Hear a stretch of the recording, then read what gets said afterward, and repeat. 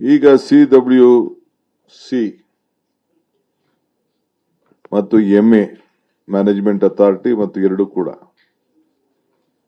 ಏನು 3,500 ಕ್ಯೂಸಿಕ್ ನೀರು ಬಿಡಬೇಕು 15 ದಿನಗಳ ಕಾಲ ಅಂತ ಹೇಳಿ ಆದೇಶ ಕೊಟ್ಟಿತ್ತು.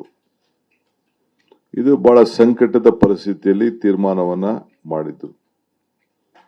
9 TMC ಬೇಕು ಅಂತ ಹೇಳಿ ಬಿಜೆಪಿ ನಮ್ಮ ತಮಿಳುನಾಡು ಸರ್ಕಾರ ಅವರು ವಾದವನ್ನ ಮಂಡಿಸಿದ್ರು. ಸೊ ನಮ್ಮ ಯಾವ ಡ್ಯಾಮು ಕೂಡ ತುಂಬಿರಲಿಲ್ಲ, ಮಳೆ ಇರಲಿಲ್ಲ. ನಿಮ್ಮೆಲ್ಲರ ಆಶಯದಂತೆ ರಾಜ್ಯ ಜನತೆಯ ಪ್ರಾರ್ಥನೆಯಂತೆ ಇವತ್ತು ಸ್ವಲ್ಪ ನಮಗೆ ಮಳೆ ಬಂದು ಸ್ವಲ್ಪ ಸುಧಾರಣೆ ಆಗಿದೆ. ಈಗಾಗಲೇ ತಮಗೆ ಹೇಳಬೇಕು ಅಂದ್ರೆ ಈಗ ಬೆಳಗ್ಗೆ ಈ ಮಧ್ಯಾಹ್ನ ಬಂದಿರುವಂತ ನನಗೆ ಮಾಹಿತಿ ಪ್ರಕಾರ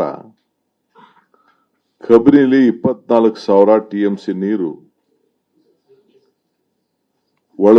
ಇನ್ಫ್ಲೋ ಕ್ಯೂಸಿಕ್ 24,000 ಕ್ಯೂಸಿಕ್ ಬರ್ತಾ ಇದೆ. KRS ಅಲ್ಲಿ 22,000 ನೀರು ಬರ್ತಾ ಇದೆ.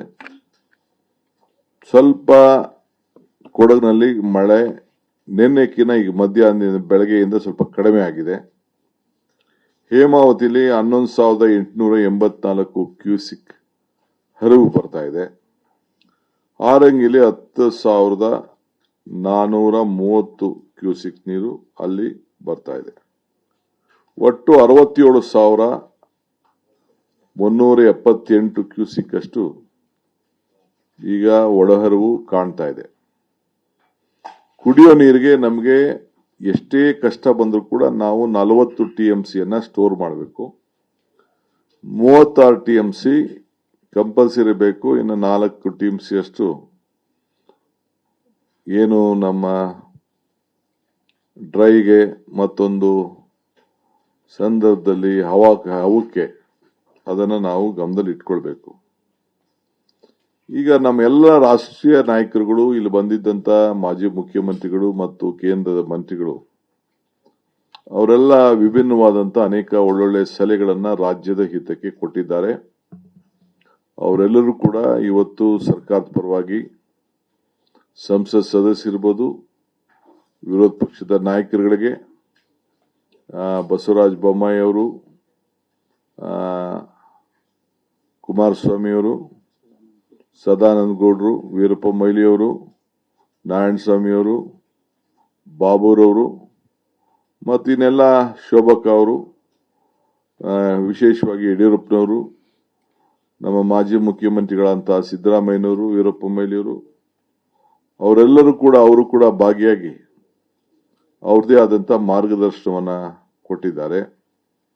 ನಮ್ಮ ಮಾಜಿ ನೀರಾವರಿ ಸಚಿವರುಗಳಂತ HK ಪಾಟೀಲ್ ಮತ್ತು ನಮ್ಮ MB ಪಾಟೀಲ್ ಅವರು ಕೂಡ ಅವರ ಅಭಿಪ್ರಾಯ ಕೂಡ ತಿಳಿಸಿದ್ದಾರೆ. ನಮ್ಮ ಲೀಗಲ್ ಅಡ್ವೊಕೇಟ್ ಜನರಲ್ ಕೂಡ ನಾನು ಇನ್ನ ದೊಡ್ಡ ಲೀಗಲ್ ಟೀಮ್ನೆಲ್ಲ ನಾನು ಆಹ್ವಾನಿಸಿದ್ದೆ. ಸೊ ಅವ್ರ ಪರವಾಗಿ ನಾನೇ ಕೆಲವು ವಿಚಾರವನ್ನ ಹಂಚಿದ್ದೇನೆ, ತಿಳಿಸಿದ್ದೇನೆ. ಡೆಲ್ಲಿ ಟೀಮ್ ಕೂಡ ಬಂದಿತ್ತು.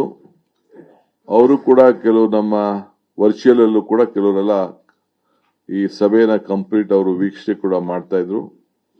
ಸೊ ಅಡ್ವೊಕೇಟ್ ಜನರಲ್ ಕೂಡ ಈಗ ಏನು ಪರಿಸ್ಥಿತಿ ಇದೆ ಅನ್ನೋದನ್ನ ಅವರು ಕೂಡ ಮುಂದೆ ನಾವು ಏನ್ ತೀರ್ಮಾನವನ್ನ ಮಾಡಬೇಕಾಗ್ತದೆ ಅಂತ ಹೇಳಿ ಅವರು ತಿಳಿಸಿದ್ದಾರೆ.